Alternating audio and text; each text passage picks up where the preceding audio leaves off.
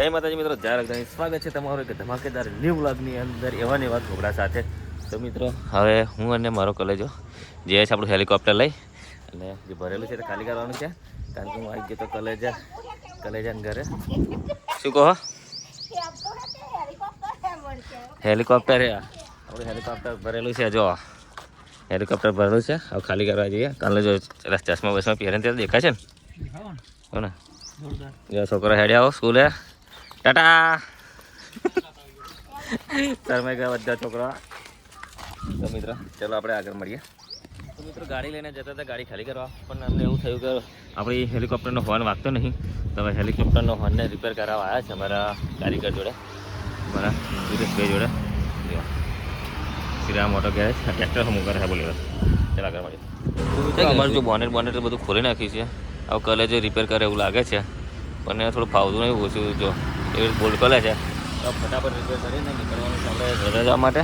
જો હું બી પ્લાયર લઈને બાઇટ કર્યો છું. ડીઝલની ટોકી છે, એટલું ડીઝલ આવે. હા ટોમાં પા અમારે પેલા ગઢિયાભાઈ ચઈ ગયા, ગઢિયાભાઈ દેખાતા નહીં. ફટાફટ રિપેર કરે એટલે અને ચલો આયા સુરેશભાઈ ફટાફટ કરો. તો મિત્રો અમારું કામ પતી ગયું છે, અમારો કલેજો બેસી ગયો છે. અને સુરેશભાઈ તમારું શું કહેવું? આવો ને, તમારું શું કહેવું? એવું તમે અહીંથી નીકળો, કામ પતી ગયું છે બરાબર. હવે કંટાળી ગયો છે તમારી. ચોમાસામાં આવજો તમે. હવે કંટાળ્યો તમારાથી નીકળો. હવે સુરેશભાઈ કંટાળી ગયા છે એટલે અમે નીકળી ગયા છે. નકર માર કેવું લાગે છે અમને હવે. તો મિત્રો પહોંચી ગયા ટોલ નાકે. ટ્રાફિક તો જુઓ, એટલું ખતરનાક ટ્રાફિક છે. મારો કલેજો પેલી સાઈડ છે, હું ચાલતો આ સાઈડ આવું છું. તો કારણ એ છે કે હું દુકાને ગયો હતો, થોડુંક કામ હતું એટલા માટે.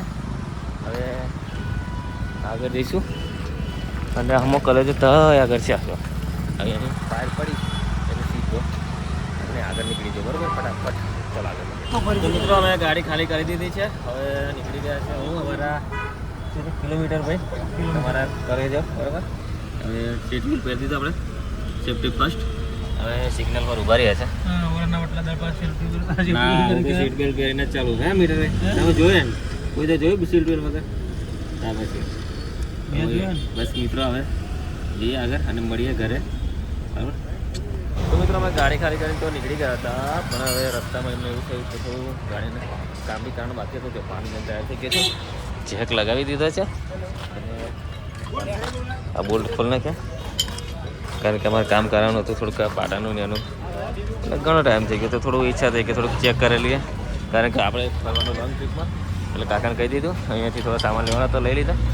અને કાકાને કહી દીધું કાકા મસ્ત કામ કરે ને છેવડે.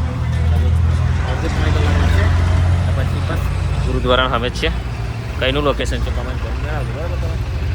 તો મિત્રો ગાડીનું રિપેરિંગ કામ કરતાં સાંજ પડી ગઈ છે. તમે જોઈ શકો છો વાતાવરણ બહુ ખતરનાક થઈ ગયું છે. અમારો કલેજો કંટાળીને બેસી ગયો છે હવે. બરાબર, હવે જો અમારી ગાડીનું હજી એક સાઈડનું કામ પતી ગયું છે. આ સાઈડમાં જે ખોલ્યું હતું એ અત્યારે કામ પૂરું થઈ ગયું છે અને પેલા કાકાઓ બીજી સાઈડનું કામ કરવા ગયા છે. એ બી કામ પતાવીને પછી નીકળવાનું છે.